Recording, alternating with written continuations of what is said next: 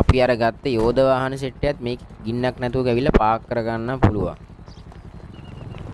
ඒ ටික ඉතින් මට ආයි ගේන්න නම් බැරි වෙයි. බලමු අපි මේ ඒ ටිකත් ඕන්නොත් ගහලා පාක් කරලා බලමු. ඒ වගේ දේවල් පාක් කරලා තේරුම් නැහැ ඇත්තටම. මොකද මේ ලොකේෂන් වල අනිවාර්යෙන් තියෙනවානේ දැන් ඒ ඩ්‍රම් ට්‍රක් එක තියෙන මේ තැන අනිවාර්යෙන් ඩ්‍රම් ට්‍රක් එක තියෙනවා. ඔයාලට ඕනලා ගිහලා එතනින් ගන්න පුළුවන්. හරි එකපාරක් විතරක් හම්බෙන වාහනයක් නැගී සේව් කරගත්ත පාඩුවක්.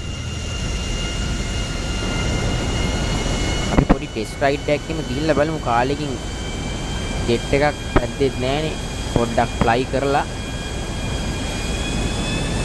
දැන් ඉතින් අපේ තමයි එයාපෝට් එක. ආතල් එකේ යන්න තියෙන්නේ.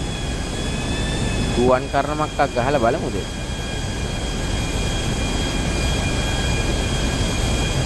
තව ටිකක් උඩට යන්න වෙනවනේ.